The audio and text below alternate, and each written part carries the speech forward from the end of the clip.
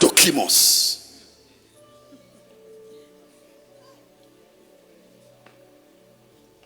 You have made yourself an adokimos, an outcast. Lambano, you've cast yourself out.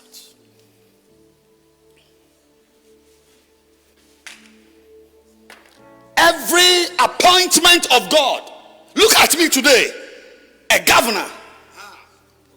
It is my kabod. It's my kabod. It's my glory. Look at me. Is it not beautiful? Yes, it is my kabod. It's my glory. It's my beauty. My appointment as a pastor of this church is my kabod. And when I depart from this appointment, I become an ikabod. The glory departs. That's when you embrace nonsense as a substitutionary appointment. When you joke with your kabod, your glory, your beauty.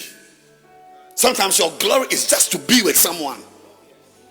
When you fool with it, then you now become an ikabod. Ikabod. The glory departs. This is my beauty. This is my beauty. This is my beauty.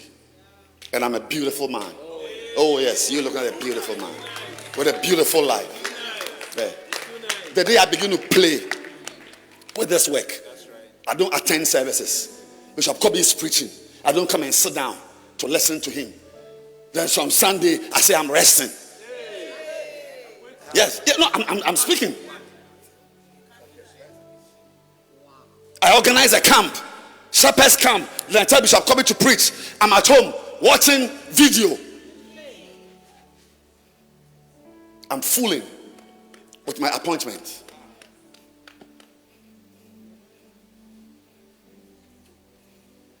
I come, people bring offerings, and I look. Then I tell the treasurer, take 4 of the thick envelopes and put them in my car. The heavy ones. The heavy ones. The heavy ones. Because some of them are light. Take the heavy ones. Be very careful. Your kabod is your appointment. Your kabod, your glory, your beauty, your greatness is in your appointment to go to a place and to do something for God. Every appointment is your kabod.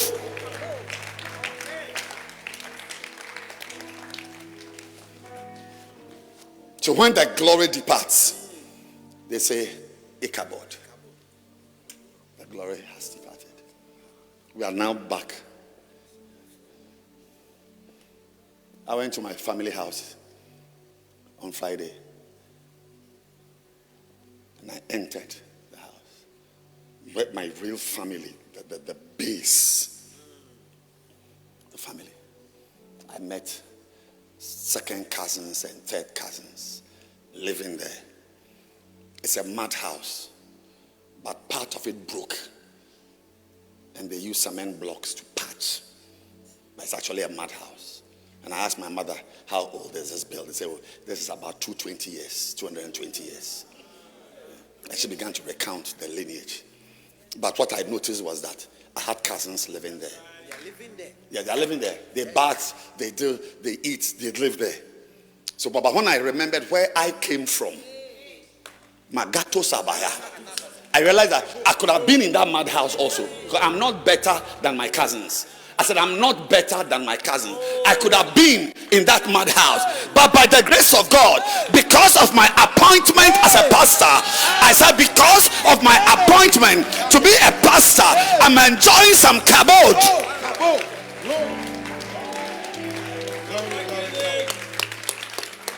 You don't know what you are missing by fooling with your position in the church. Somebody sent me a text yesterday. He said he was watching a video and saw me sitting at a camp. And was asking me, they put me on the page, a wife and her husband. And there's just the three of us, and we chat on the page. And the wife spoke, and the husband said, we really enjoyed, but Bishop, tell us your secret. What did you do to enjoy such favor? That you get to attend camps and moving around and favor and all that. I said you are wrong. No favor found me. I said I chased every single camp I have sat in. I chased it. If you are sitting down waiting for your appointment, it may take 200 years because his family members are disturbing him. It's not just the school. They have followed you to church. They will never allow you. If you will ever chop some posts in the house of God, you got to rise up and fight for it. You think I sit in my house and I get a text that Dr. Go come to a camp. Bishop Ogo, you are needed at a camp. Watch the camps well. There's no single camp I have sat in. That was an invitation.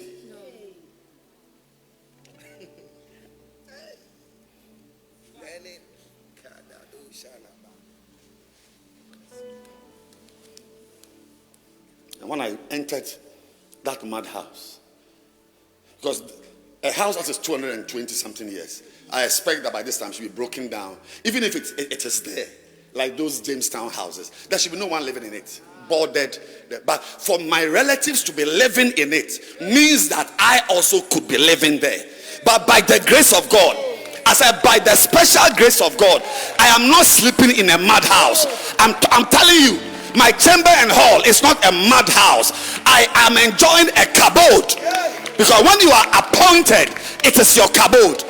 And when you depart from the appointment, you are departing from the glory of God and you become an ikabod.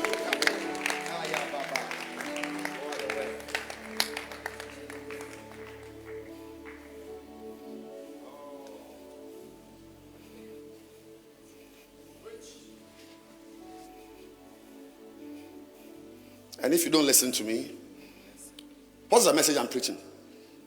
It's seeing and hearing.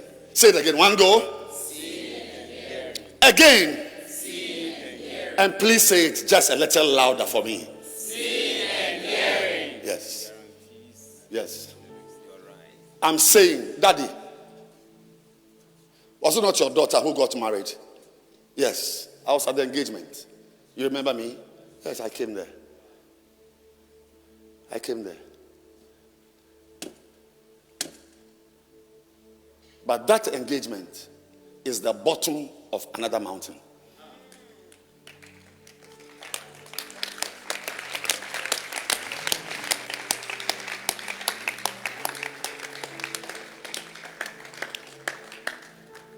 The next level you will rise to as a father will happen when you see something and you hear something. Open your Bible and see verses. Like as you've come to church, you see how they have followed you here. They won't even allow you to open your eyes. Because now, there's nothing bigger than what is happening now. Because now you can see me and you can hear me. So that synergy potentiates your blessings. But they won't allow you. You see how he woke you up, but you were still sleeping. Yes. You did night, and also night duty. You didn't do night duty. Oh, you are fresh. You are new. Today's your first time. French. 6. But I'm talking to you in English.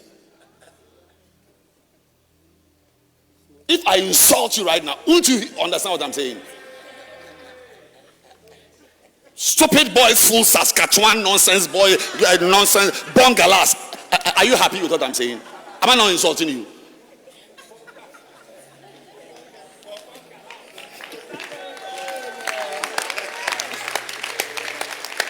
Bongalas there, you understand?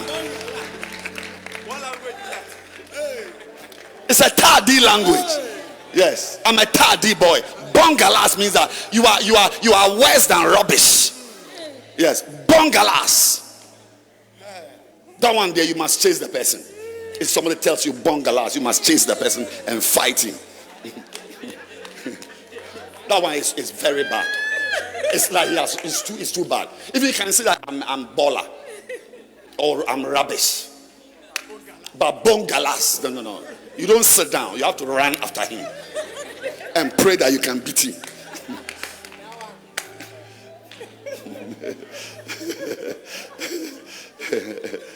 You love me. You have written that we love you, Bishop. I also love you.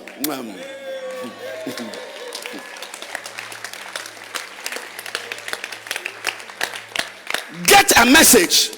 There's a downloading corner at the back. It's a seeing and hearing corner. Change the pull up and write seeing and hearing corner. Not downloading corner. We are not DJs. Go and get a message. Get a video. Take your hard drive. Take your phone. Get a message. Listen to it, because that is how you rise. If you don't listen to the word of God, if you don't read your Bible, if you don't read books, you are going down in spite of being in church. Many of you are going down. You saw it, Jonah. Didn't you see that God came to him? God can be talking, but you'll be going down because you don't have a habit. You see, he rose up, and from verse 3, say does it. Say does it. From verse 3, Jonah began down. A man who should arise and be going up. From verse 3, down. Look at it. The first thing he did was that he went down to Joppa. Always they start. They begin to make movements. They start from first row to second row to sixth row to eighth row. They're the same church, but they are going down. The first step was to go down to Joppa. Then he found a ship going to Tarshish. So he paid the fare and went down into the ship. So down to Joppa, down into the ship, and the ship. So by going down from Joppa to Joppa and down to the ship, he was moving away from the presence of God. I'm preaching to somebody. Now verse 4. It doesn't end. But the Lord sent out a great wind, and there was a mighty tempest in the sea, so that the ship was like to be broken. Verse 5. Then the mariners, that is the seamen, the mariners, were afraid, and they cried to every man to his God, and cast forth the words that were in the ship to lighten it. But Jonah, even in the ship, was gone down into the sides of the ship, and he lay there and he was fast asleep. When you don't do the right thing, every step you take, even in the ship, you are still going down in the ship. Oh, we are having a church service. Beautiful church.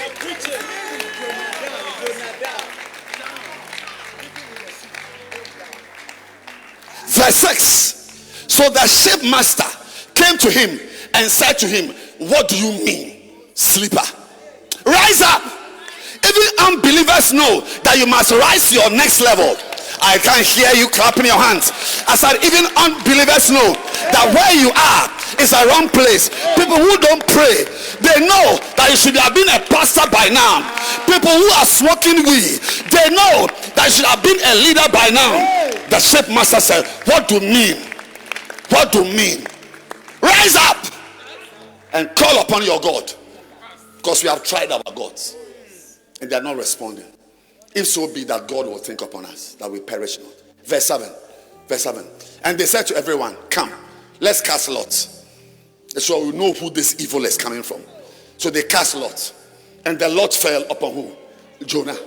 Next verse. Then they said to him, tell us, what is your occupation? A man who should be attacking demons is now being questioned by unbelievers. What's your occupation? Where do you come from? What is your country? What people are you? Verse 9. And he said to them, I'm an Hebrew. I fear the Lord. Omale, Ofiei. You see them as they are living ungodly lives, as they are turning away from God, then they begin to profess a love for God. I did this for God. I gave this to God. I signed this for God. I did that for God. But they don't fear him. Listen to me. There's nothing like some time ago. It is today. That I used to forget it. It's today. I fear the Lord, the God of heaven, who has made the sea and the dry land. They begin to preach when nobody has had them for a message. The real preaching should have been at Nineveh. He was not supposed to be preaching in a ship. I said the real preaching should have been in Nineveh, not inside the ship that is about to sink. May you preach at the right place. May you be at the right place. Amen. And minister. Don't preach now to a boy who has impregnated you and doesn't want to pay for antenatal. You are now winning him to Jesus.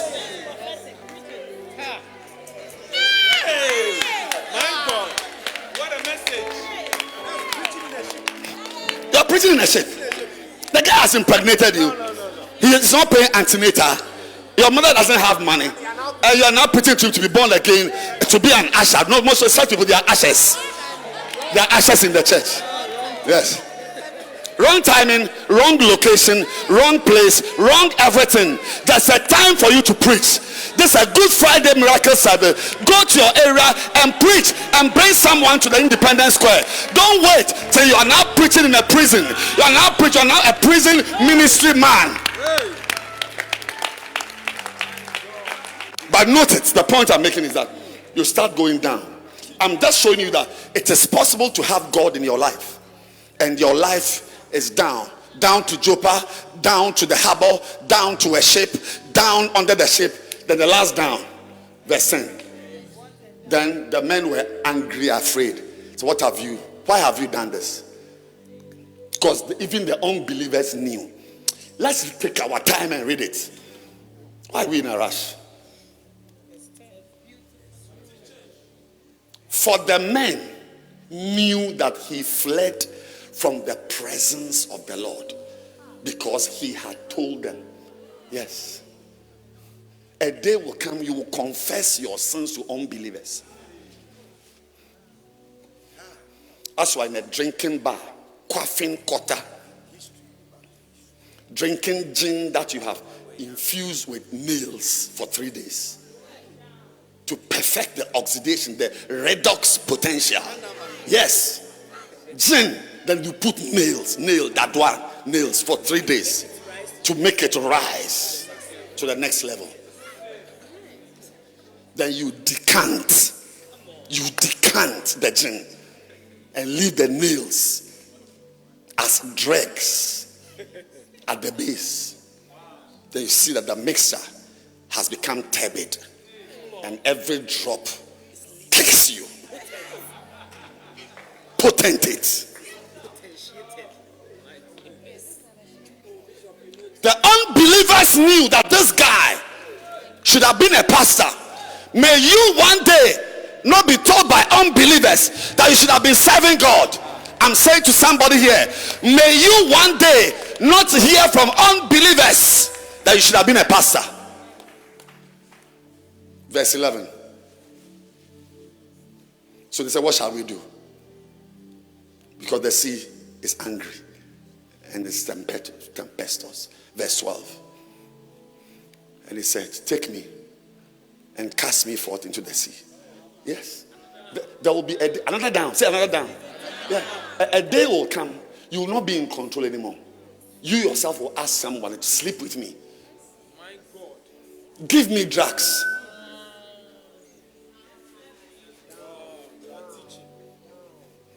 Normally we have to force you. Use money, pizza, KFC, give you a ride before we can get you. But a day comes When you have sunk so low that you are now begging a man to just have sex with you. You take Uber and go to the man when it is raining. I said, a day can, he said, take me, cast me to the sea. So the sea becomes calm. For I know that I am the reason why these problems are there. Not every problem in your life is a happenstance. Your disobedience.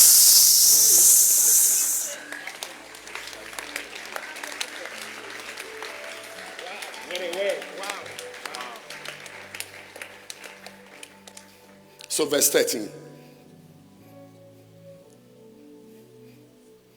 Even the men wanted to have mercy on him. They said, no, we can't do this to you. We want to give you a chance for you to go and serve your God. So they tried to take the ship to the shore. But the more they tried, the more tempestuous. A day will come, people can't even show mercy on you. They want to help you, but you are unhelpable. I know a brother that a bishop in this church was now paying his rent, giving him money, paying for everything. He was still on drugs till he died. A day comes, what ginseng? What ginseng? These guys wanted to help him. Yeah, but he had sunk so low. Your place is up. Be careful. I'm telling you today. Get messages you are listening to every day. Toilet, in the bathroom, in the bedroom, in the car. Listen to messages. Because verse 14. So they cried to the Lord. And he said, we shouldn't perish for this man's sake. And these guys were wise, you know. They're wise. Some of you are following people and you are perishing for their sake. I know people like that. They follow people who don't do what they are advising them to do.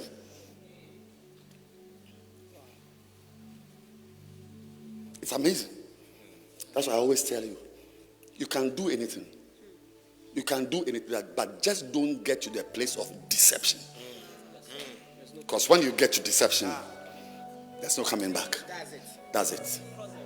You've crossed the line. 15. So they took Jonah. Say another down. Another down. One step. Another down. Some of you, that's the trajectory of your life.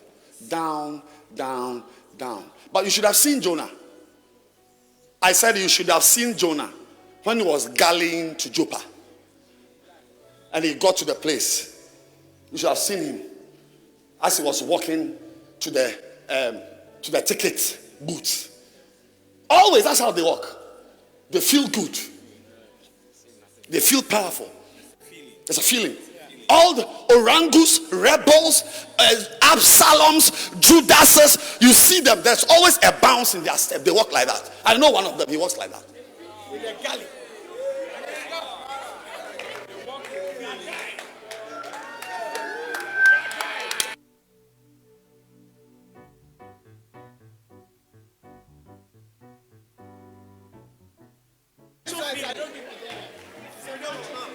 There is always a day when you are walking to the booth to buy your tickets, because he paid.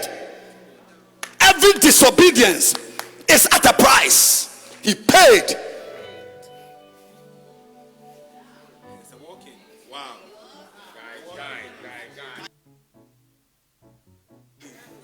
I know people who used to walk like this,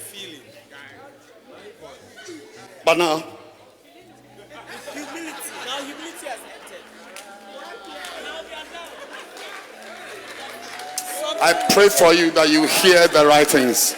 You will see the right things. Amen. May God send good counselors to you. Amen. May God send a book to you. Amen. May God send a video to you. Amen. May God send a link to a podcast. Amen. May God send something to you. I pray that you don't end up where you are, because you are going down. Amen.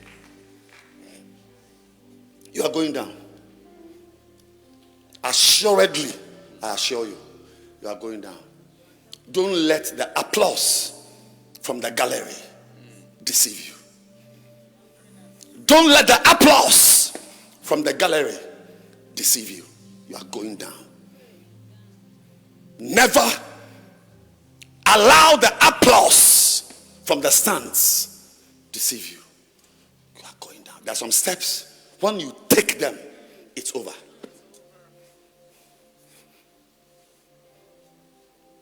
And there are people whose lives are going down. They can't even see. They rather think they are going up. Yes. One of our percentile leaders who was fooling the system, when his things were coming, he thought he was a big boy, big guy. Today, I cannot even use my mouth to tell you where he is. A young boy, probably by this time, he could have even been a chapel pastor. Always.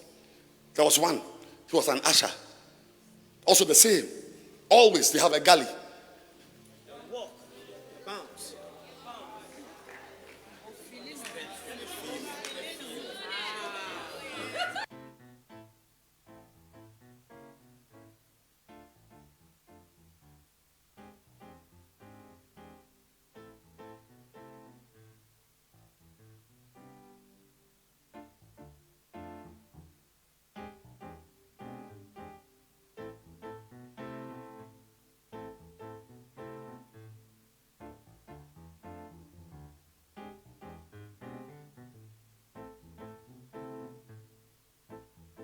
What he doesn't know, that he's galling. Some of you, when you enter that betting parlor, you are going down. When you enter that boy's room, you are going down. Every pornography you watch, you are going down. Anytime you allow that boy to tune your breast, you are going down. Anytime you allow that girl to hold something she shouldn't hold, you are going down.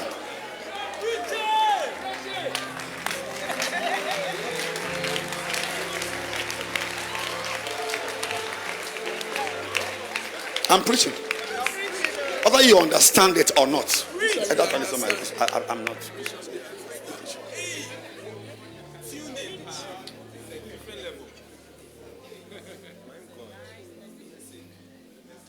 And all these things. Because there are many voices. Hearing God's voice is not enough. Listening to a message is not enough. Jonah heard the voice of God. It's not enough. Your capacity to also silence certain voices in your life is what matters. Collecting messages. I know people who are going down right now, but they listen to messages. It's not enough to hear the voice of God.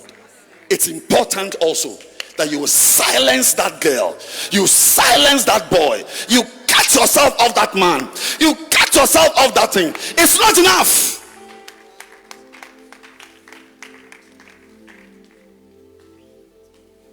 I hardly know of anybody going down now who doesn't listen to messages. But there is always a concomitant influx of wicked voices. They come and sit in the church. When they close, they sit in their car and they pick a phone, and the next call makes nonsense of an anointed message.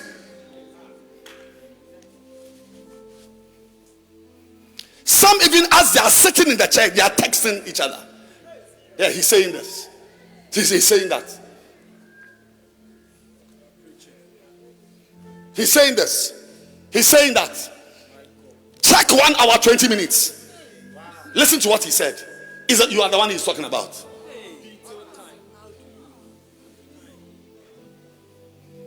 But they are sitting down like Ezekiel 33. They come, they sit, they hear, but it's like jazz. Maybe I've told you something I have never heard before. And I myself am hearing it myself. That it is not enough to hear this message you are hearing. Listening to it tomorrow will not help you. Listening to it again on Friday will not help you. Listening to it 10 times will not help you until you have silenced certain voices, including your own voice.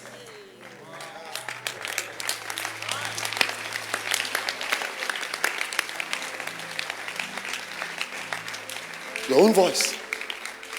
Because one of the 500 voices is yours. That's why sometimes I'll be in my room and say, Edwin, shut up. Because your melancholic depression is saying things that are not real. Shut up.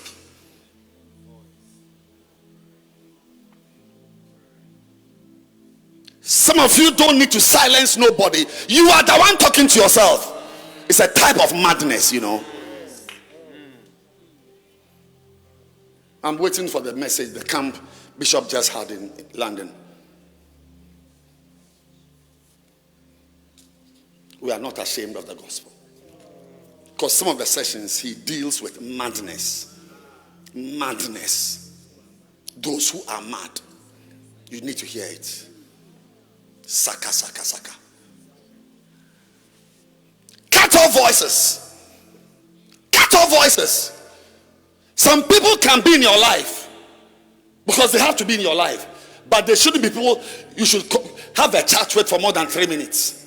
When you meet, oh, your shoe is nice, your shirt, wow, what a wristwatch, this is a powerful car, wow, what this way, wow, your shoe, that's all.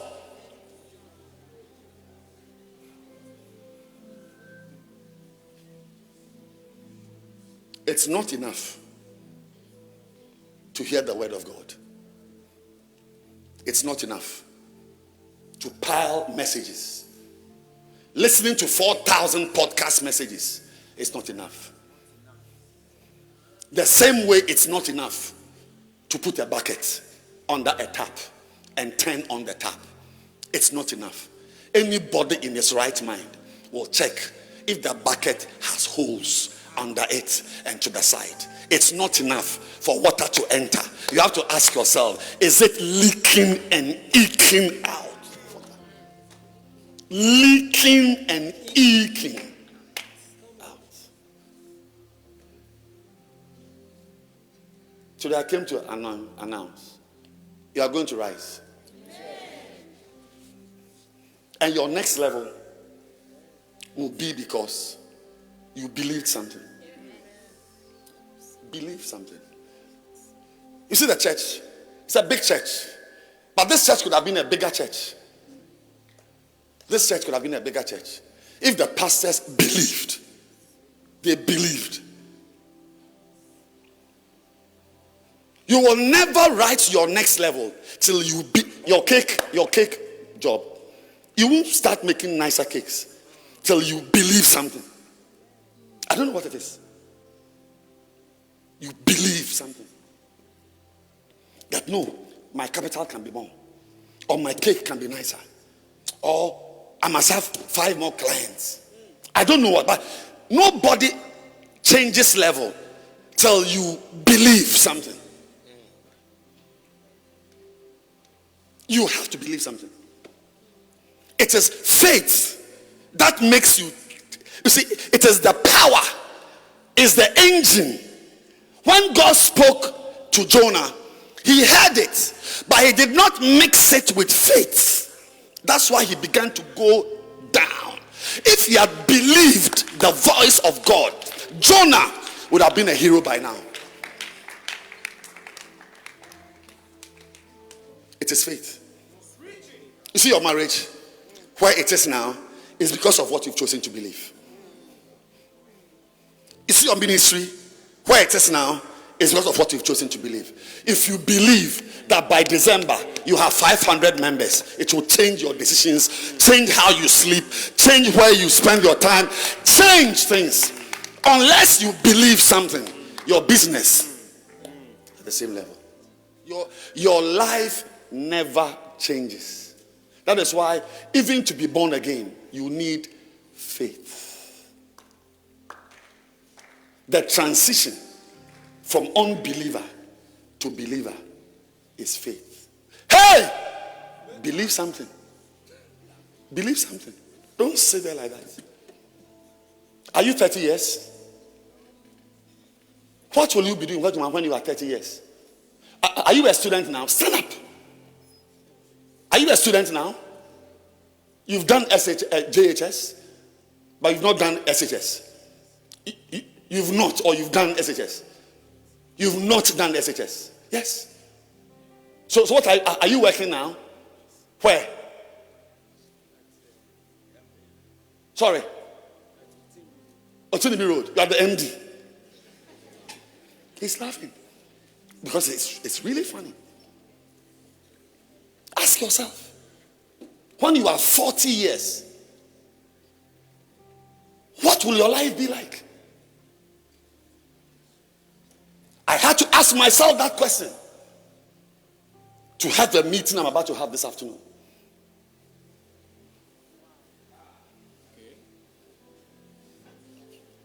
How will my life be like in 5 years' time?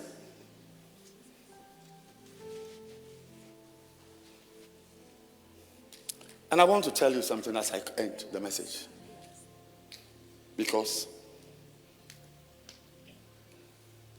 I can't keep it from you.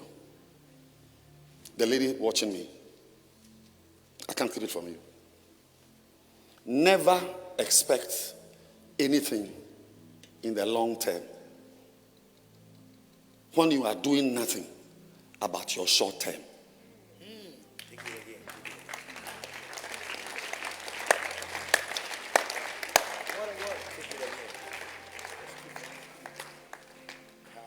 Time doesn't make things better.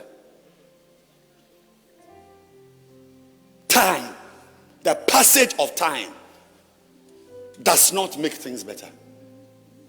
I know a church 40 years ago. It existed. It's existing today. Same size. It's not changed. 40 years doesn't change a church. Nothing is automatic. Anything that grows is made to grow.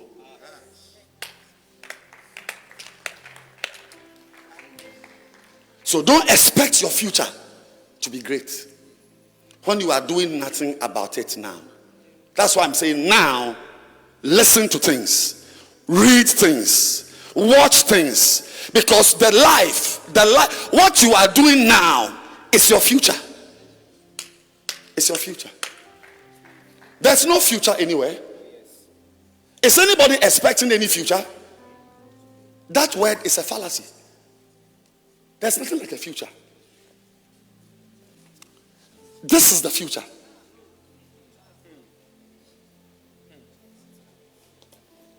How you are living your life right now, this is the future.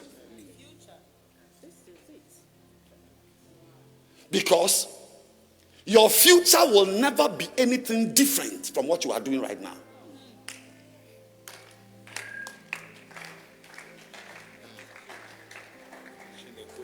Yes. Yes. It's been 30 years since I was a pastor. So 30 years ago, I would have said my future. Yes, and my future, the church I was pastoring 30 years ago was a little church in a classroom. I've pastored churches in thousands. But what I was doing 30 years ago was the future. When it was a 16-member church, I was building it with all my energy. I wasn't just folding my arms and just doing nothing. If you are doing nothing today, expect nothing in 20 years' time.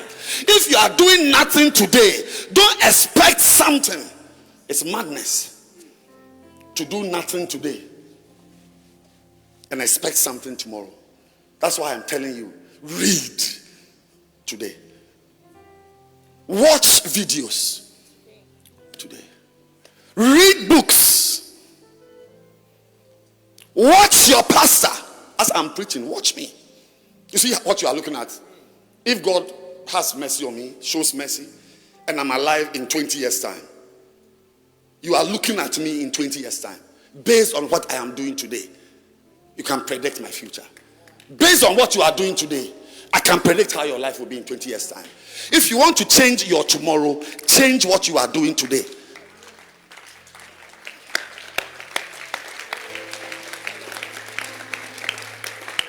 That is why, ladies and gentlemen, Paul wrote to the Romans in Romans chapter 10 verse 17, and he said, so then fight the faith to rise. I love that hymn. Give me the wings of faith to rise. Beneath